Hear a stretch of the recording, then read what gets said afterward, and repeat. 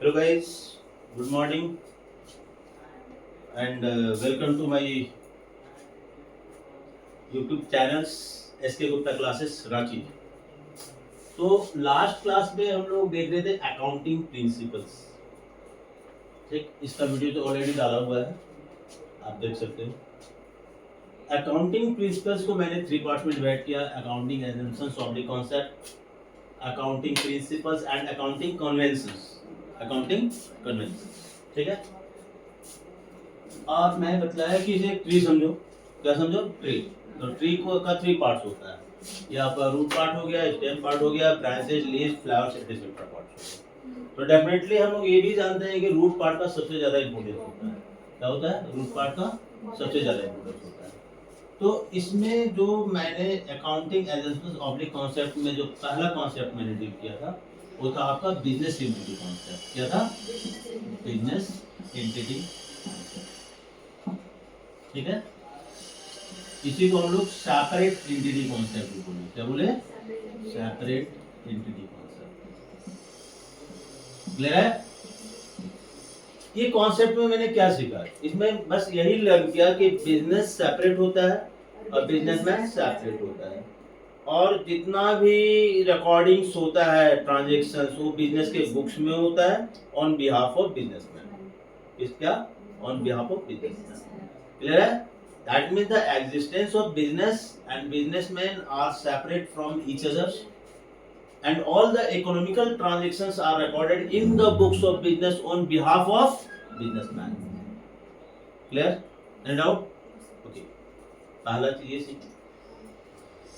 Second क्या हम लोग जाने इस कॉन्सेप्ट के अबाउट, इसका जो जब हम लोग डेप्थ लेयर में गए तो हम लोग ये जाने कि वन पर्सन वन प्लेस पे शिफ्ट करके वो 1000 और मिलियंस ऑफ प्लेस पर भी अपना बिजनेस को ऑपरेट कर सकता है with the help of employ, because business is separate and businessman is separate. Clear है? चलिए, सेकंड मैंने कॉन्सेप्ट देखा था मनी मेजरमेंट कॉन्सेप्ट। क्या देखा था? Money measurement concept. और मैंने ये बताया कि ये कॉन्सेप्ट आपको एक्सप्लेन करता है कि only monetary transactions can be recorded in the books of business, non monetary transaction can not be record in the books of only monetary transaction. Money से रिलेटेड है तो रिकॉर्ड करेंगे, नहीं है तो रिकॉर्ड नहीं करेंगे। थर्ड मैंने एक्सप्लेन किया था accounting period concept. Accounting period, ठीक। अकाउंटिंग पीरियड कॉन्सेप्ट एक्सप्लेन किया कि हमारे पास में 2 ईयर है। कितना ईयर है? 2 ईयर। एक को कैलेंडर ईयर बोले, दूसरे को फाइनेंशियल ईयर बोले। ठीक, कैलेंडर ईयर स्टार्ट कहां से होगा? 1 जनवरी, एंड कहां करेगा? 31 दिसंबर। तो यदि आपका कैलेंडर ईयर आता है, क्या आता है? कैलेंडर ईयर, और यदि हमको 2024 लिखना है तो हम बोलेंगे कि स्टार्ट कहां हुआ? 1 जनवरी को। 1 जनवरी 24 को स्टार्ट होगा, इन कहां कर जाएगा? 31 दिसंबर 24 को इन कर जाएगा। और इसका पीरियड कितना होगा? स्टैंडर्ड पीरियड होगा 12 मंथ का। कितना? 12 months। ठीक, मैंने बोला कि सर जो अकाउंटिंग पीरियड कॉन्सेप्ट है उसका जो सेकंड हम लोग ईयर लेते हैं वो आपका फाइनेंशियल ईयर। क्या होता है? फाइनेंशियल। ठीक, फाइनेंशियल ईयर आपको लिखना है यदि 2001 ईयर 12 मंथ को यदि ये करना है तो 2023-24 तो स्टार्ट कब होगा? ये स्टार्ट होगा 1 अप्रैल 2023 को, एंड कब करेगा? 31 मार्च 2024 को। देखिए यहाँ पर आपका 2 ईयर आ रहा है कि नहीं? 23 भी है, 24, इसलिए इसको हम लोग इस तरह डिनोट करते हैं 2023-24। मतलब कुछ मंथ आपका 23 में है, कुछ मंथ आपका 24 में है। ठीक, तो इसका जो स्टैंडर्ड पीरियड कितना होगा? इसमें भी कितना होगा? 13 मंथ की 12 मंथ? 12 मंथ होगा। तो स्टैंडर्ड अकाउंटिंग पीरियड कितने मंथ का होता है? 12 मंथ का होता है। कितने मंथ का होता है? 12 मंथ का होता है। क्लियर है? Any doubt? चलिए, ठीक है। बट सर हम अपने बुक्स को क्लोज कर सकते हैं मैन्युअली, हाफ ईयरली भी क्लोज कर सकते हैं, क्वार्टरली भी क्लोज कर सकते हैं, मंथली भी क्लोज कर सकते हैं, वीकली भी क्लोज कर सकते हैं, और डे क्लोजिंग भी हो सकता है, मंथ क्लोजिंग भी हो सकता है। बात समझ में आया? मैन्युअली। यदि हमको प्रॉफिट लॉस जानना है तो हम कभी भी अपने बुक्स को मैन्युअली क्लोज करके अपना प्रॉफिट या लॉस देख सकते हैं, निकाल सकते हैं। अकाउंटिंग पीरियड कॉन्सेप्ट में मैंने ये भी बताया कि सर यदि आपके पास आपका यदि करेंट ईयर 2023-24 है, मतलब इस ईयर का हम लोग प्रॉफिट लॉस कैलकुलेट कर रहे हैं, ठीक। तो इसके पहले वाला ईयर क्या होगा 2022-23, इसके नेक्स्ट ईयर क्या होगा 2024-25। तो इसको हम बोले प्रीवियस ईयर, क्या बोले इसको हम क्या बोले करेंट ईयर, इसको क्या बोले next year. That means when you are recording transactions in current year, it may be belongs to previous year and next year। मतलब कुछ ट्रांजैक्शंस प्रीवियस ईयर्स के बीच में रिकॉर्ड हो रहे हैं, कुछ ट्रांजैक्शंस नेक्स्ट ईयर्स के भी रिकॉर्ड हो रहे हैं। क्लियर है? मतलब करेंट ईयर दोनों ईयर से इंटर रिलेटेड होता है। क्या होता है? इंटर। ये कॉन्सेप्ट मैंने लास्ट क्लास में देख लिया था, ठीक।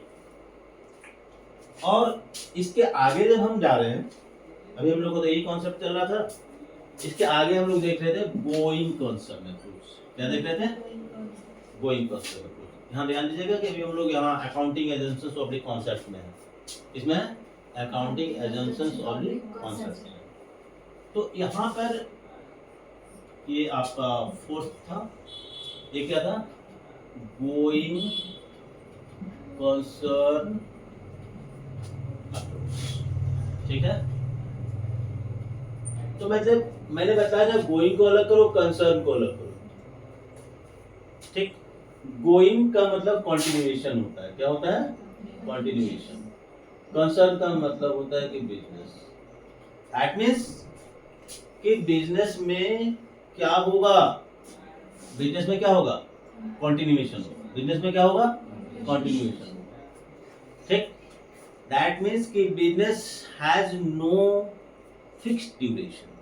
Business has no fixed duration, ठीक है क्या? हम बिजनेस ये सोच करके चलते हैं कि चलो 3 महीना करेंगे बिजनेस को बंद कर देंगे, 3 साल करेंगे बिजनेस को क्लोज कर देंगे, ऐसा सोचते हैं क्या? नहीं। तो बोलता है कि business has no limited duration, no fixed duration, ठीक है। तो ये जब आपको बिजनेस को लॉन्ग टाइम रन करना है तो हम लोग 2 फाइंडिंग किए थे। पहला फाइंडिंग क्या था? Business has no limited duration. दूसरा, to run the business long time, to run the business long time, business has to generate fixed assets. Business को कैसा एसेट जनरेट करना चाहिए? फिक्स्ड एसेट्स, ठीक। मैंने फिर एसेट्स को डिफाइन किया था सर, लास्ट क्लास के ये सब वीडियो में दिया हुआ है। मैंने एसेट्स को डिफाइन किया ना। पहले मैंने इसे 2 पार्ट में डिवाइड किया, 3 पार्ट में डिवाइड किया, 3 पार्ट में, टेंजिबल एसेट्स, इंटेंजिबल एसेट्स, फिर टीसीएस एसेट्स। फिर उसको समझने के लिए मैंने एसेट्स को और 2 पार्ट में डिवाइड किया, फिक्स्ड एसेट्स और करेंट एसेट्स। फिर मैं बोला कि फिक्स्ड एसेट्स किससे बिलोंग करता है? टेंजिबल से, ठीक। करेंट एसेट्स किससे बिलोंग करेगा? इंटेंजिबल से भी और फिर टीसीएस से भी। लेकिन करेंट एसेट्स और चीज से भी बिलोंग करता है। लिक्विड एसेट्स किसका कैटेगरी है? करेंट एसेट्स, ठीक। वेस्टिंग एसेट्स किसका कैटेगरी है? Current assets. उसके बाद अदर करेंट एसेट्स, ठीक। इतना समझ में आया था? तो जो सेकेंड फाइंडिंग है उसका अब हम आज रियल मीनिंग समझेंगे। ये बोला कि to run the business long time, to run the business long time, business has to generate fixed assets, ठीक।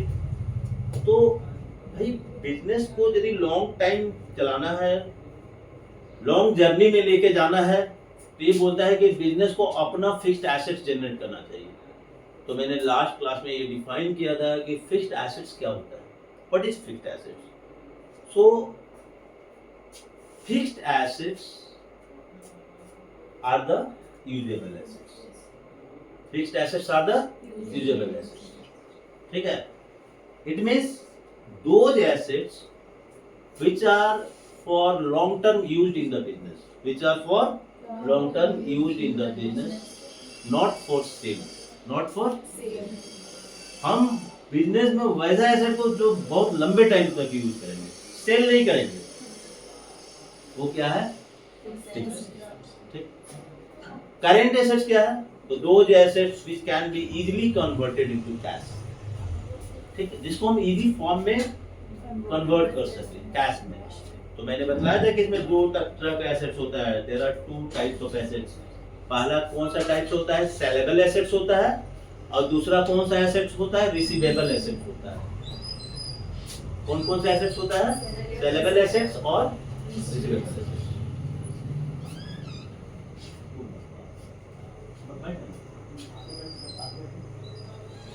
ओके, सेलेबल एसेट्स और रिसीवेबल एसेट्स। सेलेबल एसेट्स में स्टॉक आ जाएगा, क्या आ जाएगा? स्टॉक।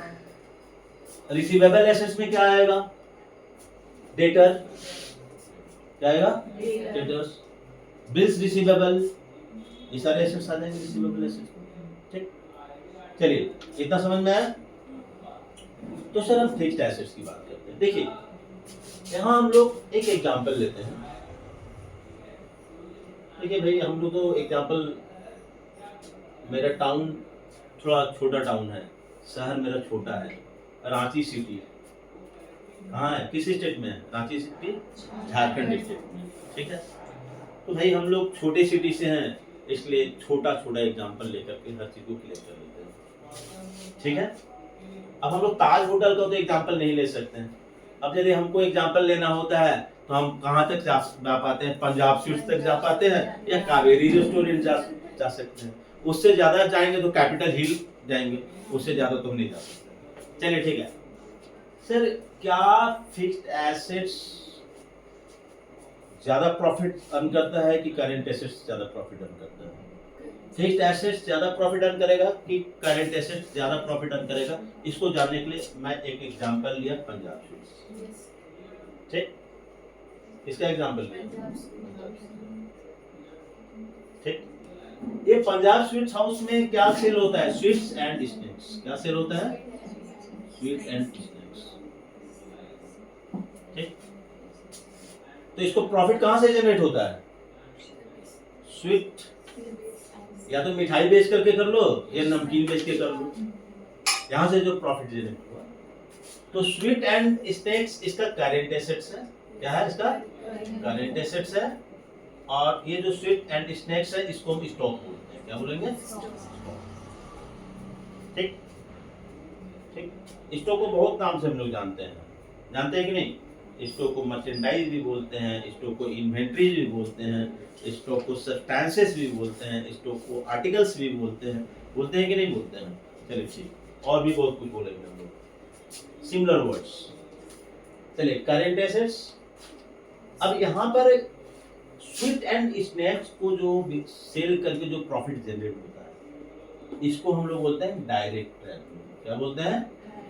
दैट मीन्स कि ये current assets always direct revenue generate करता है। प्रॉफिट जो उसका जनरेट होता है वो डायरेक्ट रेवेन्यू कहलाएगा। क्या कहलाएगा? लेकिन जरा सा सोचो कि पंजाब स्वीट्स और क्या क्या यूज किया? क्या इसके पास केवल सेलेबल एसेट्स था कि यूजेबल एसेट्स भी है? यूजेबल एसेट्स है। कौन कौन से यूजेबल एसेट्स है? बिल्डिंग है, लैंड एंड बिल्डिंग है, फर्नीचर एंड फिक्सर्स है, प्लांट एंड मशीनरी है कि नहीं? नहीं है, दूसरा वगैरह यूज नहीं करता है। हाँ ठीक, उसको इडली बनाना है तो इडली बनाने वाला मशीन यूज करेगा कि नहीं? करेगा ना? तो सर करता है ना सर, प्लांट एंड मशीनरी दोनों यूज होता है ना? चलिए ठीक है, ये यूजेबल एसेट्स है ना। तो क्या ये यूजेबल एसेट्स भी प्रॉफिट देता है? एक मिनट, ये हम जिस एसेट्स को यूज कर रहे हैं उसे ही प्रॉफिट जनरेट हो रहा है।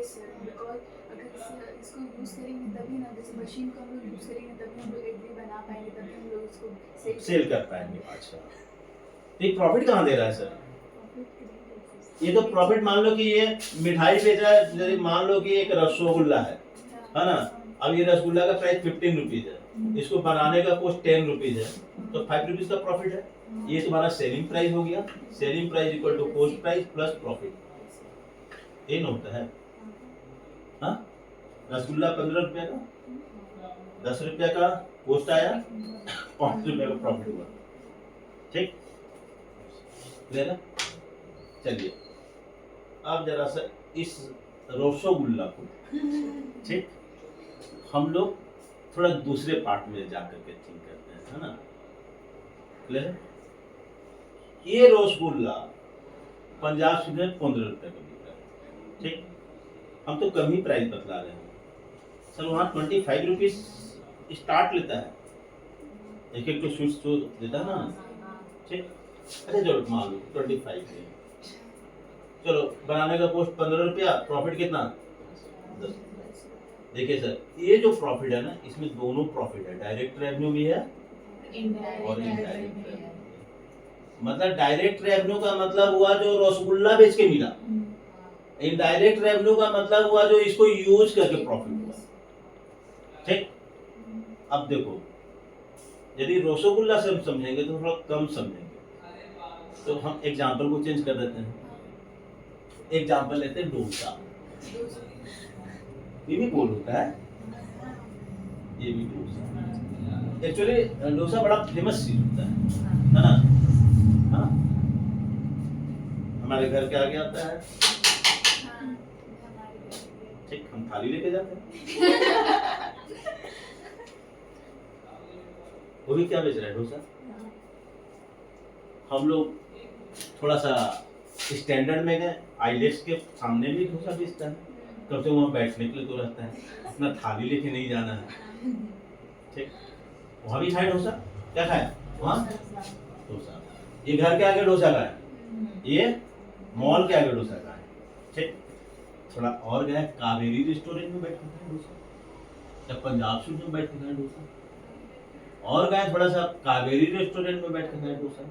सर डोसा का साइज सब जगह एक ही होता है, ठीक।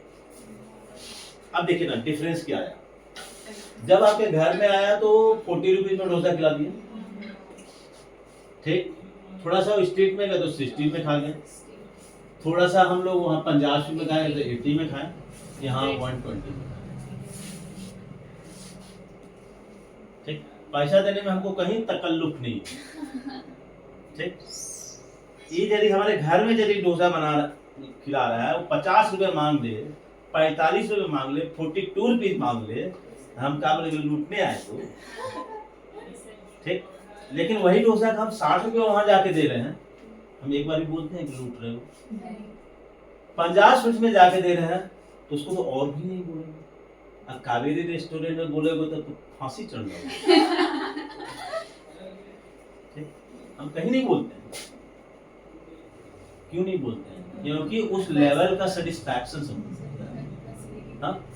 अब ये देखिए ना सर, डोसा 40 में खिला रहा है, इसके पास में बस डोसा है, थाली भी अपना लेके आओ, कटोरा भी अपना लेके आओ, थाली लेके आओगे उसमें डोसा डालेंगे, कटोरा लेके आओगे उसमें सांभर चटनी डालेंगे, ठीक। दैट मींस कि इसके पास में केवल करंट एसेट्स है, क्या है इसके पास, करंट एसेट्स। फिक्स्ड एसेट नाम का कोई चीज नहीं है, ओनली सेलेबल एसेट्स है, यूजेबल एसेट्स नहीं। आइए आइए, थोड़ा सा यूजेबल एसेट्स भी रखा है, हाँ, आप देखिए वहां पर छोटा छोटा वो टेबल लगा के रखा है, कम से कम कुछ नहीं तो हम टेबल पे बैठ के तो खा रहे हैं, अपना थाली लेकर तो नहीं दौड़ रहे हैं, हाँ, ठीक। कितना दे रहे हैं, 60 रुपए, कितना ज्यादा दिए, ठीक। थोड़ा सा है स्टैंडर्ड पंजाब स्वीट्स, फैन चल रहा है, कूलर चल रहा है, ठीक, कितना ज्यादा दिए इससे, 20 रुपए, ठीक। थोड़ा ज्यादा फिक्स्ड एसेट यूज किया, लैंड एंड बिल्डिंग भी यूज किया, प्लांट मशीनरी यूज किया, फर्नीचर फिक्सर्स यूज किया, हाँ, गए तो कूलरों को हवा खा लो, वहाँ कूलर का हवा खिलाएगा स्ट्रीट में, चलिए ठीक है। अब आइए खुले कहाँ, कावेरी रेस्टोरेंट, 120, कितना ज्यादा लिया, इसका अपेक्षा देखो 40, ठीक। तो यदि इससे कंपेयर करो तो 20 रुपया ज्यादा है, इससे यहाँ कंपेयर करो तो यहाँ 40 रुपया ज्यादा है, इससे कंपेयर करो तो इससे कंपेयर करो कितना ज्यादा है, 80 रुपये ज्यादा है, ठीक। अब देखो डोसा बनाने का कॉस्टिंग सबका एक है, डोसा में वही चावल का रहेगा, वही पोटैटो यूज होगा, वही रिफाइन यूज होगा, वही स्पाइसेस यूज होगा, हाँ, कुछ दूसरा चीज से डोसा बनेगा, ये डोसा सब एक ही चीज से बनेगा। अब जरा सा सोचो कि इसको बनाने का कॉस्ट 30 रुपया है, तो प्रॉफिट कितना कमा रहा है, 10 रुपया, ये डायरेक्ट रेवेन्यू, क्योंकि इसके पास में करंट एसेट्स ही है, फिक्स्ड एसेट नहीं है, यूज करने वाला कोई एसेट नहीं है। ये हो गया डायरेक्ट रेवेन्यू। कितना मिला इसको? 10 रुपये। ये जो स्टेटमेंट ठोसा खा रहे हो उसको भी बनाने का कॉस्ट कितना आएगा? 30 रुपया। इसको प्रॉफिट कितना लेना चाहिए? 10 रुपया। एक्स्ट्रा कितना ले लिया? 20 रुपया। ये डायरेक्ट रेवेन्यू हो गया और ये इनडायरेक्ट रेवेन्यू हो गया। ठीक, फिक्स्ड एसेट से ये प्रॉफिट है और ये खाली करेंट एसेट। डोसा का प्रॉफिट ये है और लैंड वो जो फर्नीचर यूज किया उसका प्रॉफिट ये है। बढ़ रहा है थोड़ा सा। ये पंजाब स्वीट्स में इसका बनाने का कॉस्ट 30 रुपया। प्रॉफिट कितना लेना चाहिए? एक्स्ट्रा कितना ले लिया? ये हो गया डोसा से प्रॉफिट। ये हो गया land building, plant machinery, furniture, fixers का प्रॉफिट। आइए कावेरी रेस्टोरेंट घुसिए। 30 रुपया बनाने का 10 रुपया प्रॉफिट होना चाहिए। डायरेक्ट रेवेन्यू कितना ज्यादा ले लिया? 80। क्या चीज का लिया? एसी का हवा खिलाया। समझ गया? समझ गया सर? फिक्स्ड एसेट्स से ज्यादा प्रॉफिट जनरेट होगा। ठीक, करंट एसेट से कम प्रॉफिट है। समझ गया? तो यदि बिजनेस को लॉन्ग टाइम चलाना है, ज्यादा प्रॉफिट चाहिए, तो बिजनेस को क्या करना चाहिए? फिक्स्ड एसेट से। चलिए इसको थोड़ा सा और थोड़ा सा आप लोग के दिमाग को खोलते हैं, कोशिश करते हैं। ठीक, चलिए ये लैंड एंड बिल्डिंग किसका है? ये कावेरी रेस्टोरेंट का अपना लैंड एंड बिल्डिंग है ना। जरा सा सोचो कि ये लैंड एंड बिल्डिंग को जब लिया था तो 1 करोड़ रुपया में लिया था। कितना में लिया था? 1 करोड़ है ना। 1 करोड़ 7 को 0 है ना। 7 0। तो सर 1 करोड़ में लिया, यूज कर रहा है तो प्रॉफिट कमा रहा है कि नहीं? बढ़ रहा है कि नहीं? उसका इनडायरेक्ट रेवेन्यू बढ़ रहा है कि नहीं? बढ़ रहा है। ऐसे तो प्रोडक्ट पे प्रॉफिट कमा ही ले रहा है। अब जरा सा सोचो कि लैंड एंड बिल्डिंग का रेंट नहीं देना पड़ रहा है। ईयर का कुछ रेंट होगा। हाँ, मान लो कि इसको पूरे ईयर में 12 लाख रुपया रेंट नहीं देना हुआ, तो ये भी तो प्रॉफिट हो गया इसका है। इनडायरेक्ट रेवेन्यू कितना भाग रहा है देख रहे हैं। अच्छा, अभी लैंड का वैल्यू जो है डे टू डे बढ़ते जा रहा है। पिछले साल 1 करोड़ था, इस साल हो गया 2 करोड़। कितना का प्रॉफिट हो गया? 1 करोड़। ले 1 करोड़ का भी प्रॉफिट। देखो इनडायरेक्ट रेवेन्यू कैसे भागता है। हाँ, आप बोलो हम बिजनेस मेरा लॉन्ग टाइम रन करेगा कि नहीं करेगा ना। और यदि फिक्स्ड एसेट नहीं रहेगा तो ये 1 करोड़ ऐसे मिलेगा? ये 12 लाख का प्रॉफिट बचेगा? नहीं बचेगा। और प्रोडक्ट पे प्रॉफिट अलग कमा लेगा। समझ गया? तो समझ गया कि इनडायरेक्ट रेवेन्यू का कितना बड़ा रोल है, फिक्स्ड एसेट्स का कितना बड़ा रोल है। तो सर यदि आपको अपने बिजनेस को लॉन्ग टाइम रन करना है तो बिजनेस को क्या करना चाहिए? फिक्स्ड एसेट्स जनरेट करना चाहिए। ओके, तो ये गोइंग कंसर्न अप्रोच यही बतलाया कि business has no limited duration and if you want to run your business for so long time then you have to create the fixed assets. Okay, because current assets generate only direct revenue, whereas fixed assets generate indirect revenue, which is much more than the revenue of much more than the direct revenue. Indirect revenue क्या होता है? बहुत ज्यादा होता है ना। तो business को क्या करना चाहिए? फिक्स्ड एसेट्स जनरेट करना। देखिए आप जब बुक्स को स्टडी करोगे ना तो उसमें कुछ कुछ रूल्स आएगा। क्या रूल्स आएगा कि गोइंग कंसर्न अप्रोच ये बतलाता है कि स्टॉक का 2 वैल्यू होता है, एक मार्केट वैल्यू होता है, एक बुक वैल्यू होता है। क्या होता है? और बुक वैल्यू। तो यदि आपको दोनों वैल्यू दिया हुआ है तो आप किस वैल्यू को कंसीडर करके अपने अकाउंटिंग को बनाओगे? तो हम बोलेंगे कि जो दोनों में कम होगा, whichever is less. Market value कम होगा तो हम उसको कंसीडर करके बनाएंगे क्वेश्चंस को, और बुक वैल्यू कम होगा तो उसको। ठीक, क्योंकि रूल्स यही है।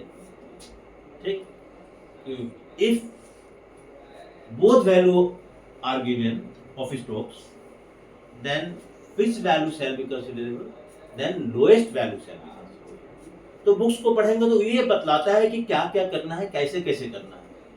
बट डेप्थ लेयर यही है कि बिजनेस को फिक्स्ड एसेट जनरेट करना चाहिए लॉन्ग टर्म रन करने के लिए, और बिजनेस का अपना कोई लिमिटेड नहीं।